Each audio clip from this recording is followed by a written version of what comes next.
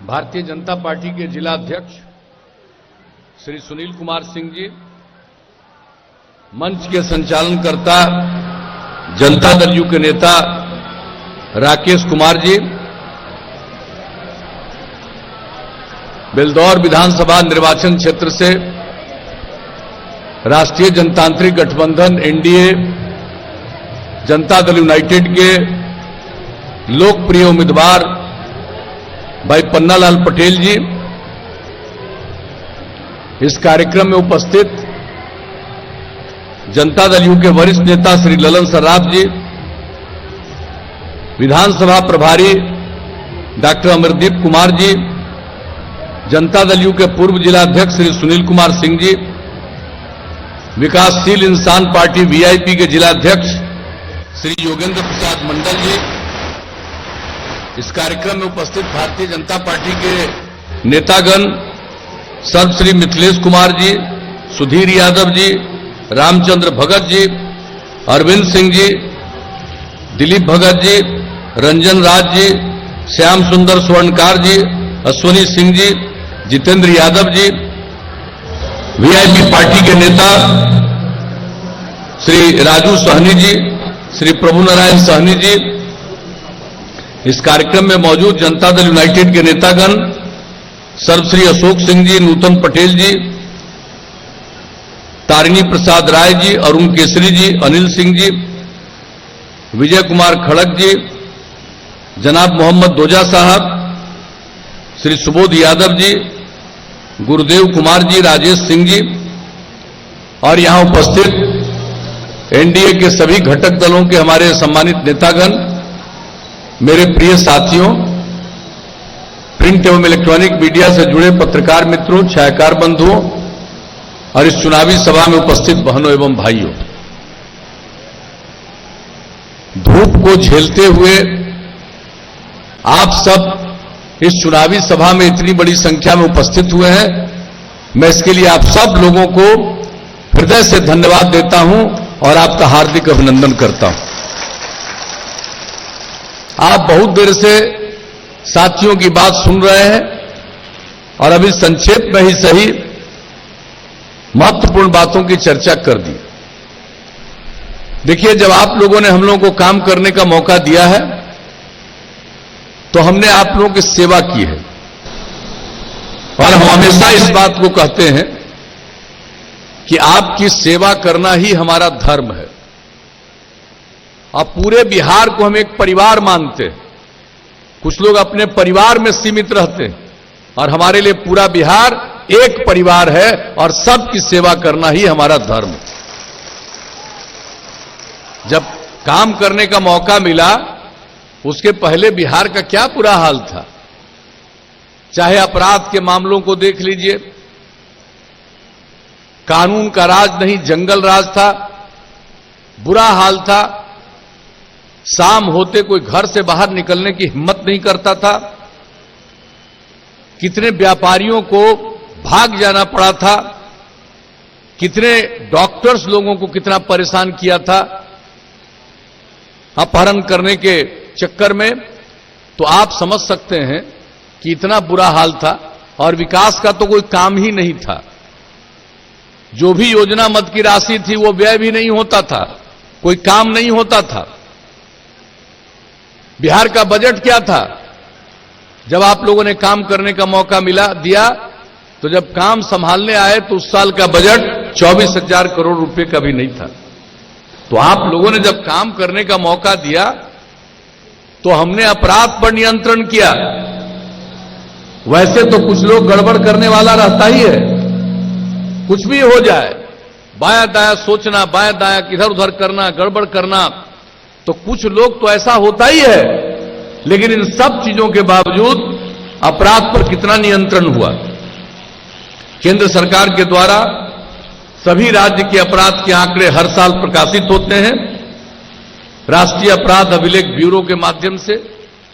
और आप जान लीजिए कि हम लोगों ने जितना नियंत्रित किया अपराध को, अब बिहार की हालत, इतनी बड़ी आबादी का राज्य, इतना बड़ा राज्य और अपराध के मामलों में बिहार देश में 23वें नंबर पर चला गया है, अपराध पर इतना नियंत्रण हुआ है। यह बात अपनी अच्छी तरह जान लीजिए।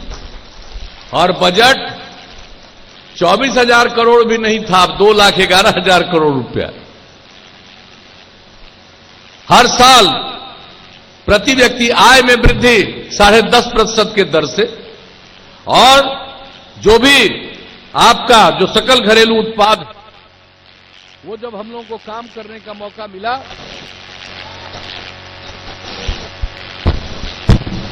जब हम लोगों को काम करने का मौका मिला था, तो सकल घरेलू उत्पाद पूरे बिहार का मात्र 76,466 करोड़ था, और अब बढ़कर के 4,14,977 करोड़ रुपया हो चुका। विकास का दर 12.84%। तो चाहे अपराध का नियंत्रण हो, चाहे विकास का काम हो, सब किया। और समाज के हर तबके के उत्थान के लिए काम किया। हर इलाके का विकास, समाज के हर तबके का उत्थान, जो किनारे पर थे, हाशिए पर थे, उनको मुख्य धारा से जोड़ने का प्रयास। और क्या किया हम लोगों ने महिलाओं के लिए, अनुसूचित जाति जनजाति के लिए, अति पिछड़े वर्ग के लिए, अल्पसंख्यक समुदाय के लिए, जो भी किनारे पर थे उनको मुख्य धारा में लाने के लिए हम लोगों ने प्रयास किया। लोग ध्यान नहीं देते थे महिलाओं पर, और हम लोगों को जब काम करने का आपने मौका दिया, तो सबसे पहला काम किया, पंचायती राज संस्थाओं में, नगर निकायों में महिलाओं को 50% का आरक्षण। नाम मात्र की कुछ महिलाएं जनप्रतिनिधि हुआ करती थी, और अब 3 बार चुनाव हो गया। देख लीजिए कितनी बड़ी संख्या में पंचायती राज संस्थाओं में और नगर निकायों में महिलाएं अब आ गई। कितनी जागृति आई है। स्कूल में भी पढ़ा नहीं पाते थे, हमने पोशाक योजना, साइकिल योजना की शुरुआत की। लड़कियों की संख्या बहुत कम, अब लड़के लड़की की संख्या बराबर हो गई। और इस बार जो मैट्रिक की परीक्षा हुई, उसमें परीक्षार्थी में लड़की की संख्या लड़कों से भी थोड़ा ज्यादा थी। अब इतना बड़ा परिवर्तन हो गया, सोच लीजिए। महिलाओं को और जागरूक करने के लिए हमने जीविका समूह की योजना शुरू की। 10 लाख जीविका समूह का लक्ष्य था, पूरा किया। अब उसके आगे और बढ़ा रहे हैं। 1,20,00,000 से ज्यादा महिलाएं जुड़ गई। कितनी जागृति आई है। जब तक पुरुष और महिला सब काम नहीं करेंगे, तब तक समाज आगे नहीं बढ़ेगा। इसी को ध्यान में रख करके हम लोगों ने महिलाओं के उत्थान के लिए काम किया। तो बहनों और भाइयों, यही सब काम जब भी हुआ, सड़क बनाने का काम, स्कूल अस्पताल का काम, सब करते रहे। अनेक अवसरों पर हम इन बातों की चर्चा करते रहे। हम तो अपने साथियों से कहेंगे कि एक एक बात की जानकारी देनी चाहिए, और नई पीढ़ी के हमारे जो पुरुष बच्चे और बच्चियां हैं, उनको बताना चाहिए क्या बुरा हाल था पहले।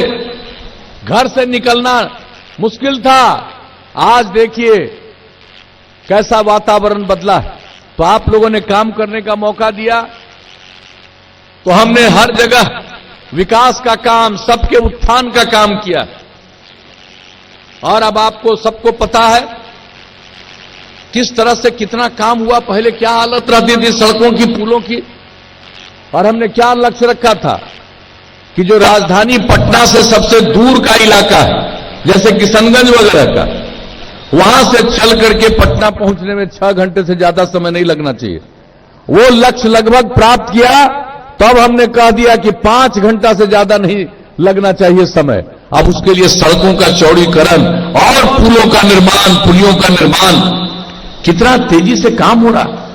केंद्र सरकार का भी सहयोग मिल रहा। नेशनल हाईवे का चौड़ीकरण, नए पुलों का निर्माण, और राज्य सरकार की तरफ से भी काम हो रहा। स्टेट हाईवे से लेकर के हर तरह का, हर गांव को पक्की सड़क से जोड़ने का। तो कौन सा काम हम लोग नहीं कर रहे। और आप सब लोगों को मालूम है कि ये काम करते रहे हैं। और इस बार जब काम करने का मौका मिला, तो हमने कुछ ऐलान किया था। और किस तरह से उस पर अमल किया। हमने कहा था यहां पर संस्थाओं की कमी थी। हर जिले में इंजीनियरिंग कॉलेज, हर जिले में पॉलिटेक्निक संस्थान, हर जिले में पैरामेडिकल संस्थान, हर जिले में महिला आईटीआई, हर जिले में जीएनएम संस्थान, हर अनुमंडल में, सब डिवीजन में आईटीआई संस्थान और एएनएम संस्थान। कितने बड़े पैमाने पर हम लोगों ने निर्माण कार्य किया। बच्चे और बच्चियों को पढ़ने के लिए मजबूरी में बिहार के बाहर जाना पड़ता था।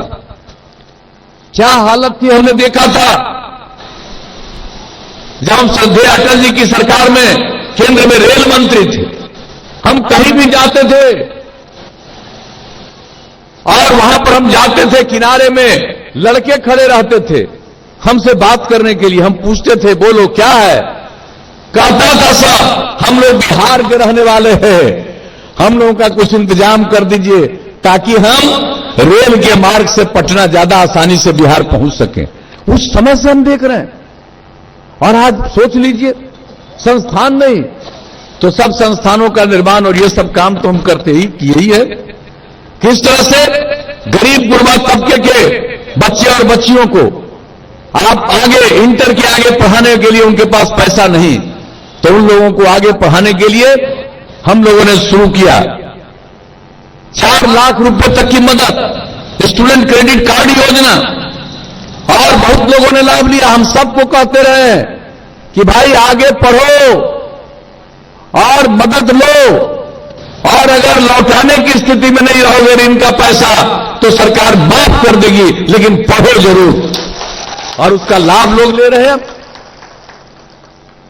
जो लोग आगे नहीं पढ़ेंगे, काम करना चाहते हैं, घर से बाहर निकलना चाहते हैं, माता पिता के पास पैसा नहीं, ऐसे युवक युवतियों को 2 साल तक 1000 रुपये महीने की से मदद करना, स्वयं सहायता भत्ता योजना। और उसके बाद जब कोई काम करना चाहेगा, आगे भले न पढ़े, तो जब तक उसको कंप्यूटर पर काम करना नहीं आएगा कोई काम नहीं मिलेगा। तो हमने कितने बड़े पैमाने पर कुशल युवा कार्यक्रम चलाया। 10 लाख से ज्यादा युवा युवतियों ने कंप्यूटर पर काम करना सीखा, उसके साथ साथ काम सिखाया किस तरह से बातचीत करनी चाहिए, किस तरह से काम करना चाहिए। और एक एक काम लोग कहते रहे किया। महिलाओं के लिए सरकारी सेवाओं में, पुलिस बल में 35% का आरक्षण वो भी लागू कर दिया। बिजली की हालत कितनी खराब पहले थी, पहले जितना बिजली था उसमें भी और कमी आ गई थी। और गांव की बात तो छोड़ दीजिए, शहरों में भी बिजली ठीक ढंग से नहीं मिलता था। इतना बड़ा राज्य, मात्र 700 मेगावाट बिजली की खपत। हम लोगों ने बिजली की स्थिति में सुधार किया। और इस कार्यकाल के दौर में शुरू में ही हमने ऐलान किया था हर घर बिजली पहुंचाएंगे।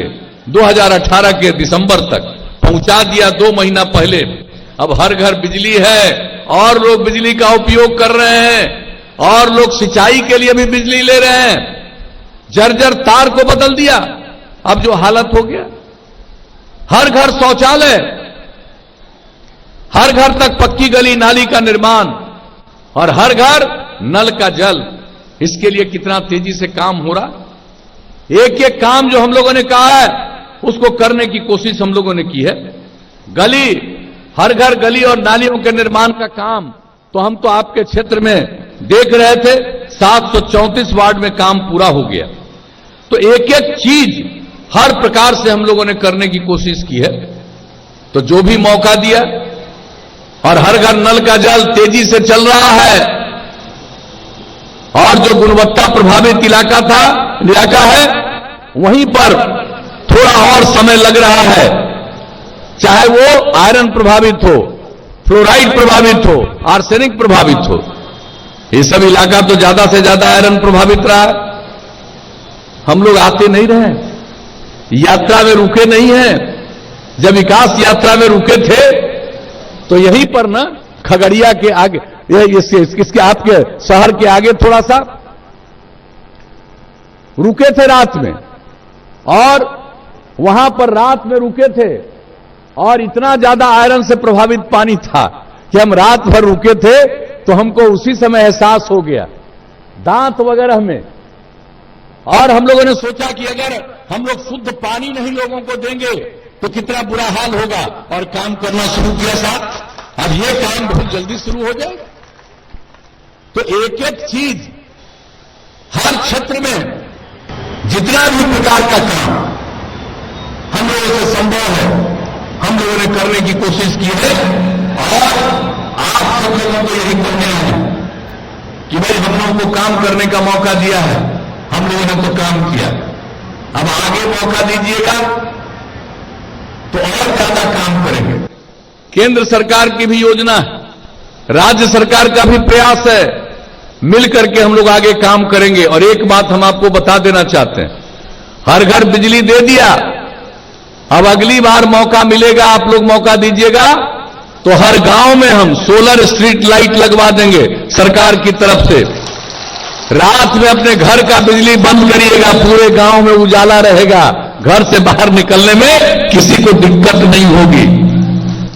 एक एक काम, और जो भी काम करवा रहे हैं सबका अनुरक्षण, गांव और शहर के साफ सफाई का काम, हर खेत तक सिंचाई का पानी पहुंचाना, जितना गांव को जोड़ने के लिए सड़क बना रहे हैं उसके अलावा भी कई गांवों को जोड़ते हुए अगर मुख्य सड़कों पर जाने के लिए और महत्वपूर्ण जगहों पर जाने के लिए अगर सड़क बनाना है वो भी सड़क हम लोग बनवाएंगे।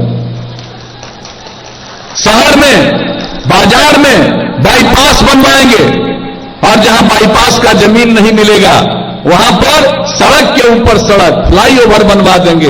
एक एक चीज जान लीजिए ताकि अगले 50 साल तक किसी को किसी प्रकार की कठिनाई न हो।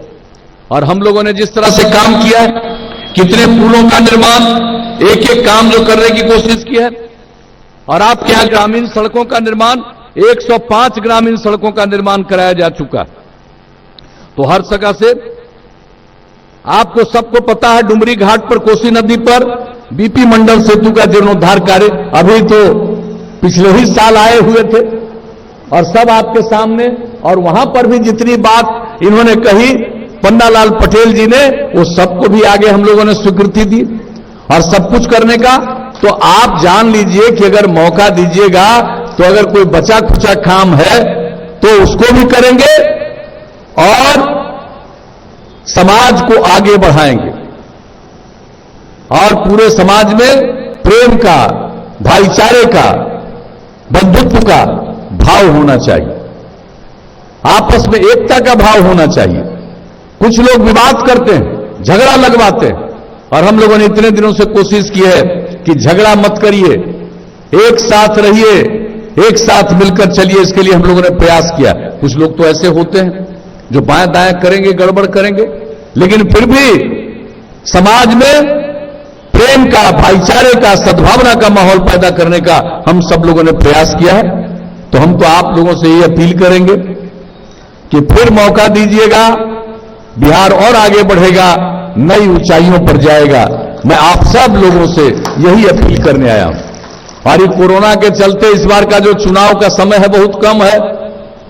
पहले तो बहुत समय मिलता था, सब जगह पहुंच जाते थे, इस बार तो चाह करके भी सब जगह पहुंचना संभव नहीं है। आज भी कई जगहों पर जाना है, अब ज्यादा देर आपके सामने बोलना संभव नहीं है। तो हम इतना ही आप सब लोगों से आग्रह करेंगे कि भाई एकजुट होकर के, और पुनः हम लोगों के जो उम्मीदवार हैं, आपके उम्मीदवार हैं भाई पन्नालाल पटेल जी को फिर तीर छाप के बगल का बटन दबा करके भारी मतों से विजयी बनाइएगा। दूसरे नंबर पर है ना, बता दिए दूसरे नंबर पर है ना? हाँ, ऊपर से दूसरे नंबर पर है, और वही तीर छाप, इनका नाम अब फोटो भी रहेगा, तीर छाप, वही का बटन दबा करके इनको भारी मतों से विजयी बनाइएगा। यही आग्रह है, प्रार्थना है। तो क्या उम्मीद करके जाए, बोलिए, अरे जिताइएगा, हाथ उठा के बताइए। बहुत बहुत धन्यवाद, आपने जिताने का आश्वासन दे दिया। आप कहिएगा तो हम इनको जीत का माला पहना देंगे। जीत का माला पहना दे।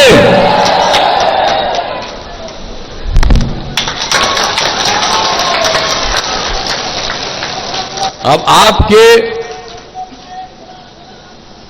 सब पूरा हो जाएगा, इन्हीं को जितवा दीजिए ना, आप को काम ही छोड़ेंगे। ये आदमी का कोई दूसरा काम ही नहीं रहता है, अपने क्षेत्र के विकास के लिए ही चर्चा ही करते हैं। और जब भी क्षेत्र में कार्यक्रम होता है तो अपना, और हम इनको तो बगल में पूछते भी हैं कि अरे और पहले कब देते, लेकिन एक एक चीज के प्रति सचेत हैं। और आप लोगों ने जो आश्वस्त किया, इसके लिए मैं आप सब लोगों को पुनः हृदय से धन्यवाद देता हूं। आप सबका मैं अभिनंदन करता हूं। और चूंकि अन्य जगहों पर भी जाना है, इसलिए आप सबकी इजाजत चाहता हूं और आपसे आग्रह करेंगे कि उनका बात सुन लीजिएगा। वो कुछ और कहना चाह रहे हैं, आप उनको बुला के सुन लीजिए। इन्हीं शब्दों के साथ मैं आप सब लोगों को पुनः धन्यवाद देते हुए मैं अपनी बात को समाप्त करता हूं। अब मैं चाहूं